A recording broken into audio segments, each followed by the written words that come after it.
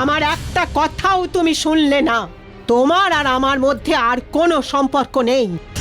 তুমি ওই নন্দিনীর যেদিন বিরুদ্ধে চলে গেলে, এই মাটির উপরে পা রাখার যোগ্যতা সেই দিন তুমি হারিয়েছো। তুমি আর এখানে আসবে না। আমার মুখ তোমাকে দেখতে হবে না। চলে যাও। এই গ্রামের মাটি আমাকে যোগিনী বানিয়েছে। এই জটামার দীক্ষাই তো আমাকে এক পরিপূর্ণ যোগিনী বানিয়ে তুলেছে। এখন আমি সমস্ত শক্তি হারিয়ে তোমার সামনে দাঁড়িয়ে আছি। এরকম একটা সময় তুমি এরকম ভাবে কথা বলছো জটামা? আমার সত্যি আর কোনো শক্তি নেই। এই শক্তি তোমার কি করে থাকা সম্ভব? বৈরাগীর অভিশাপ কি তোমাকে এমনি ছেড়ে দেবে?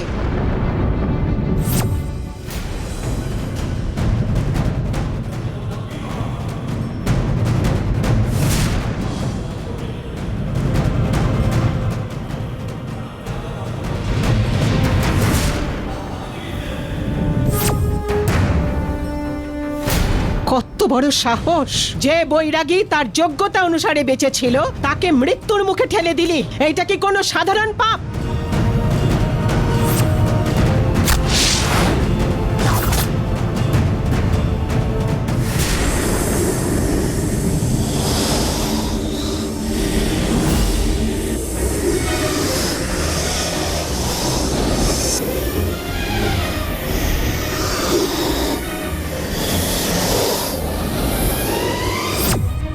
কোটি কোটি সাপগুলো তোমার জন্য বৈরাগীকে হারিয়ে দিয়ে দুঃখ পেয়েছে।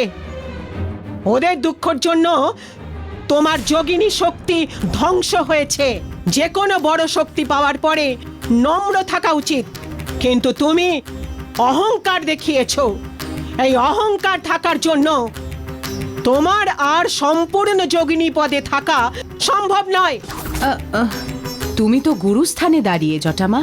তোমার নিজের হাতে আবার যদি তুমি দীক্ষা দাও, আমি আবার যোগিনী হয়ে উঠব।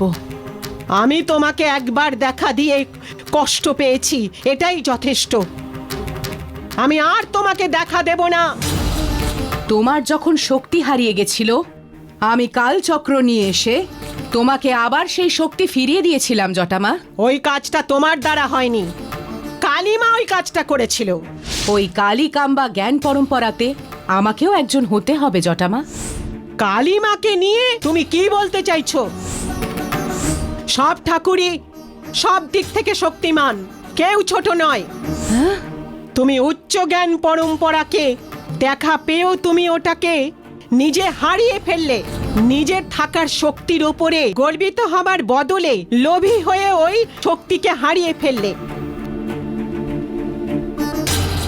নিজের নীতি থেকে যে ছেড়ে যায় না, সেই শুধু কালিমার বংশের হতে পারে। তুমি নীতি থেকে সরে গেছো, সেই জন্য তুমি কালিমার কাছের লোক হতে পারবে না। এই জ্ঞান পরম্পরাতে তুমি আর কোনোদিনও যুক্ত হতে পারবে না। ধনলক্ষ্মী থেকে তোমাকে আমি ভৈরবী করে তুললাম, কিন্তু তোমার ধনলক্ষ্মী হয়ে থাকাটা তোমার কপালে লেখা আছে। ওইটা বদলাবার চিন্তা না করে এই গ্রাম ছেড়ে তুমি চলে যাও।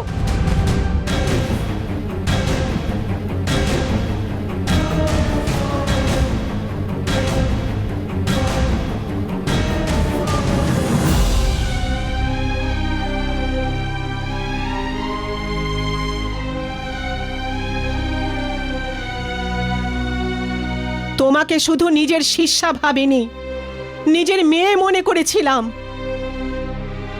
আমি মায়ের মতো মমতা, ভালোবাসা ছাড়তে পারছি না। যেখানে থেকো ভালো থেকো।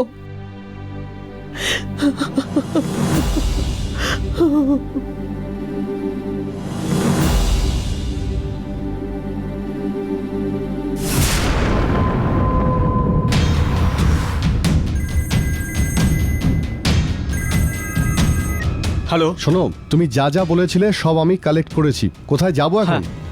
আমি তোমার অফিসের কাছেই আসছি, তুমি একটু বাইরে আসবে? আচ্ছা ঠিক আছে, আমি হ্যাঁ, আসছি। ওকে।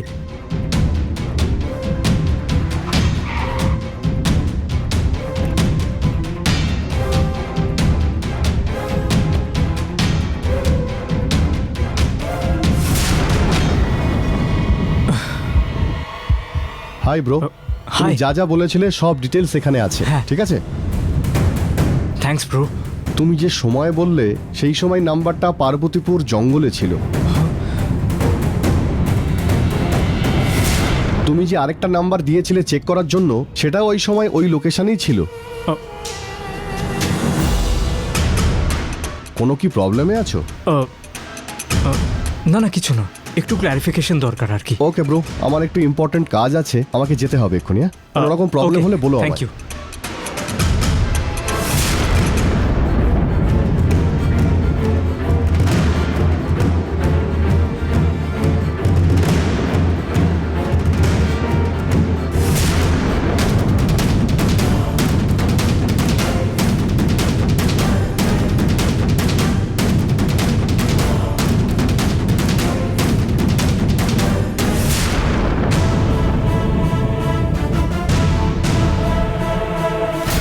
গঙ্গা পার্বতীপুর থেকে প্রথম ফোনটা বাবাকে করেছিল, আর তারপর আমাকে ফোন করেছিল। আমি যখন গঙ্গাকে জঙ্গলে খুঁজছিলাম তখন বাবাও আমাকে ফোন করে বলেছিল যে ওনার বুকে ব্যথা করছে। তার মানে বাবা আমার কাছেই ছিল, তবুও মিথ্যে কথা বলেছিল যে ব্যাঙ্গালোর থেকে ফোন করছে। পার্বতীপুরে থেকেও ব্যাঙ্গালোরে আছি বলে কেন নাটক করলো বাবা? আমার অজান্তেই বড় কিছু একটা হচ্ছে। গঙ্গা নিখোঁজ হওয়ার পেছনে তার মানে আমার বাবাই দায়ী।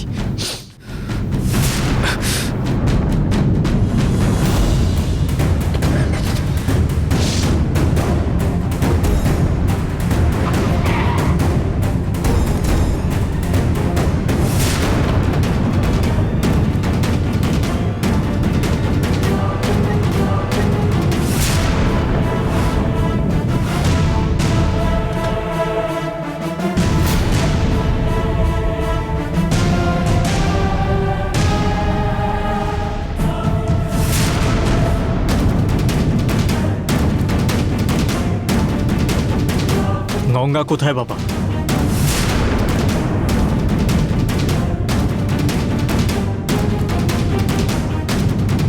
জিজ্ঞেস করছি তো, গঙ্গা কোথায়? আমি কি করে জানবো? গঙ্গা কোথা থেকে যেন একটা ফোন করেছিল, মঞ্জু বলেছিল। ওর কাছে জিজ্ঞেস করো। গঙ্গা ফোনটা করেনি। দেবসেনাকে সান্ত্বনা দেওয়ার জন্য সীতা গঙ্গার মতো গলা করে ফোন করেছিল। হ্যাঁ, গঙ্গা পার্বতীপুরে গিয়ে কোথায় কিভাবে হারিয়ে গেছে তার জন্যে তুই শুধু শুধু আমার ওপর সন্দেহ করে যাচ্ছিস। আমি কোনো প্রমাণ ছাড়া তোমার ওপর সন্দেহ করছি না। এই দেখো, প্রমাণ আমার হাতেই রয়েছে। গঙ্গা যখন মন্দিরে গেছিল ওর ফোন থেকে ও কার কার সাথে কথা বলেছে, আর সেই একই সময় তুমি নিজের ফোন থেকে কার কার সাথে কথা বলেছো সেই কল লিস্ট এই ফাইলের মধ্যে আছে।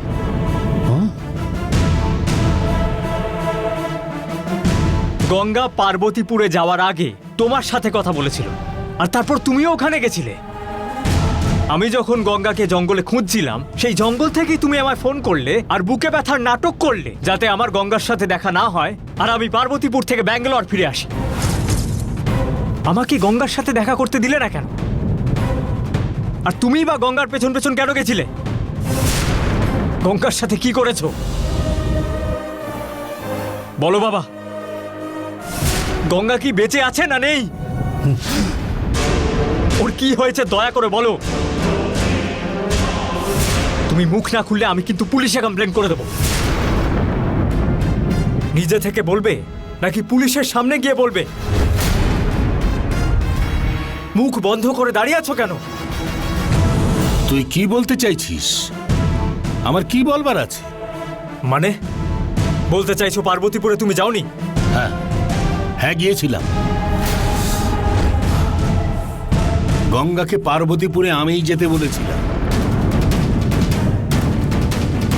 দেবসেনা নিখোঁজ হয়ে যাওয়ার জন্য তুই পার্বতীর ওপরে দোষ চাপিয়েছিলি। গঙ্গার হাত দিয়ে পরিহার পুজোটা করাবার জন্য স্বামীজি বলেছিলেন। এর আগে গঙ্গাকে দিয়ে যে যোগিনী পুজোটা করিয়েছিলাম তখন তুমি বলেছিলে যে এটাই গঙ্গার শেষ পুজো, গঙ্গা আর পুজো করবে না। গঙ্গাকে দিয়ে আবার পুজো করাবো বললে তুমি কিছুতেই রাজি হতে না। তাই তোমাকে না জানিয়ে জঙ্গলের দেবীর কাছে গঙ্গাকে পুজো দিয়ে আসতে বলেছিলাম। তুমি যদি এই ব্যাপারটা জানতে পারতে তাহলে গঙ্গাকে দিয়ে এই পুজোটা করাতে পারতাম না, তাই ফোন করে তোমাকে সরিয়ে দিলাম। তুমি না জেনে এটা ভাবতে শুরু করলে যে আমার শত্রুতার জন্যই তোমার এই সমস্যাগুলো হচ্ছে। সেই জন্য গঙ্গাকে পুজো করতে পাঠানোর ব্যাপারটা তোমার কাছ থেকে লুকিয়ে রেখেছিলাম। তোমার কথা যদি সত্যি হয় তাহলে পুজো শেষ হওয়ার পর গঙ্গা ফিরলো না কেন?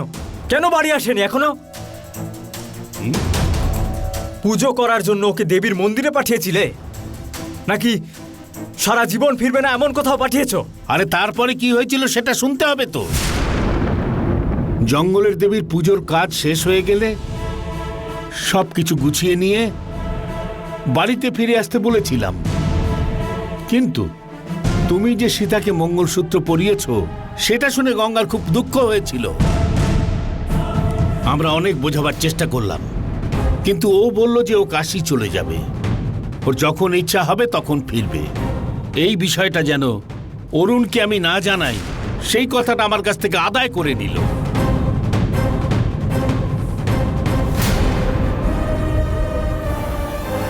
গঙ্গা বাড়ি না ফেরার জন্য আমার মনে হচ্ছিল যে তোমারই হাত আছে, কিন্তু এর পেছনে হয়তো আমিও অনেকটা দায়ী। এই রকম পরিস্থিতিতে তোমার কথা আমার মোটেই বিশ্বাস হচ্ছে না, কিন্তু না বিশ্বাস করেও আমি থাকতে পারছি না। বাবা, তোমার কথায় যদি এক ফোঁটাও সত্যি থাকে তাহলে আমি নিজে কাশী গিয়ে গঙ্গাকে এই বাড়িতে ফিরিয়ে আনবো। আরে তুই কেন গঙ্গাকে খুঁজতে যাবি? গঙ্গাকে এই বাড়িতে ফিরিয়ে আনবার দায়িত্বটা সম্পূর্ণ আমার। তোমার কথা তুমি সত্যি প্রমাণ করতে তুমি এমনও কিছু করতে পারো যাতে গঙ্গা ফিরতে বাধ্য হয়, কিন্তু এত কিছুর পরেও যদি গঙ্গা বাড়ি না ফেরে তাহলে পুলিশে কমপ্লেন করা ছাড়া আমার কাছে কোনো উপায় থাকবে না।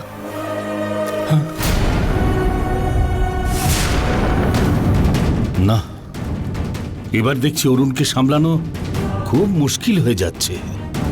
অরুণ পুলিশের কাছে যাবার আগে আমাকেই কিছু করতে হবে। হ্যাঁ,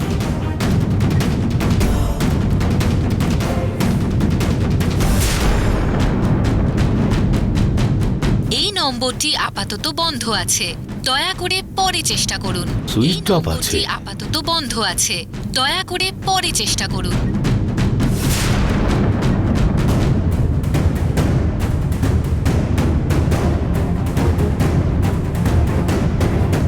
বিজু, হ্যাঁ বলো পার্টনার।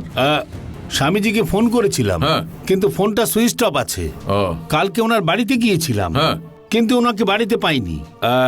ওনার সঙ্গে একটু কথা বলা দরকার। তোমার কাছে ওনার অন্য নাম্বার আছে কি? আমার কাছে তো নেই। কেন, কি হলো? তেমন কিছু না, ওই এমনি অরুণের ব্যাপারে একটু। হুম, আচ্ছা, আমি পরে ফোন করে নেব। আচ্ছা ঠিক আছে। হ্যাঁ। সীতা গঙ্গার গলা করে কথা বলছিল, তাহলে পুলিশে কমপ্লেন করা ছাড়া আমার কাছে আর কোনো উপায় থাকবে না।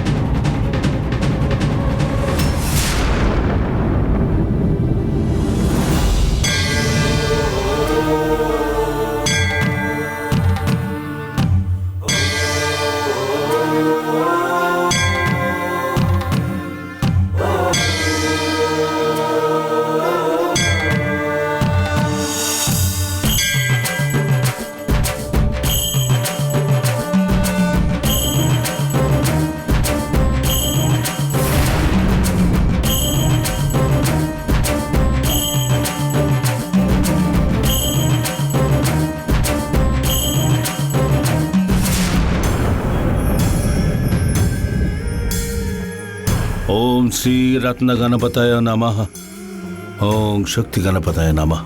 ঠাকুর, এ আমাকে কি পরিস্থিতির মধ্যে ফেললে? এখান থেকে আমাকে উদ্ধার করো ঠাকুর। নন্দিনী ঢিবির থেকে বাইরে আসবার পরে একটার পর একটা সমস্যা তৈরি হচ্ছে। শেষে আমার বৌমা গঙ্গাকে নিজের প্রাণ উৎসর্গ করতে হলো। যে বেঁচে নেই সেই গঙ্গা কাশি গেছে এই মিথ্যে কথাটা বলে অরুণকে সান্ত্বনা দিতে হলো। গঙ্গা যদি বাড়িতে না ফেরে তাহলেও পুলিশের কাছে কমপ্লেন করে দেবে, অরুণ এটা বলছে। স্বামীজিকে ফোন করেও জানতে পারছি না যে উনি এখন কোথায় আছেন। যে কঠিন পরিস্থিতির সৃষ্টি হয়েছে তার থেকে আমাকে রক্ষা করো ঠাকুর। তুমি আছো বলেই সাহস করে একটার পর একটা কাজ করেছি। এই সমস্ত সমস্যা থেকে আমাকে তোমার বাঁচাতেই হবে ঠাকুর, রক্ষা করো ঠাকুর।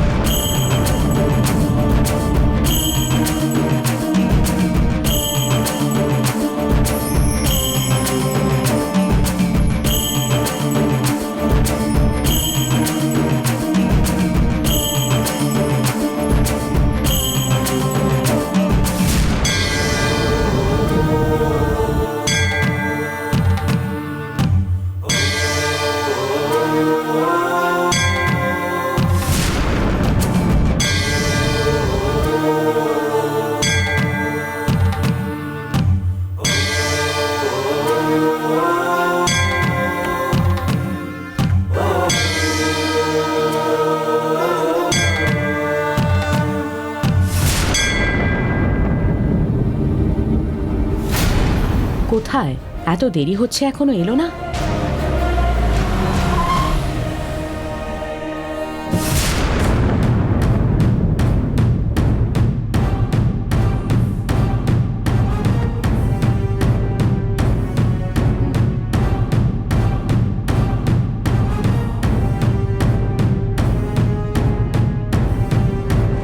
আমাকে এখানে কোন কাজের জন্য ডাকলে রাজশেখর?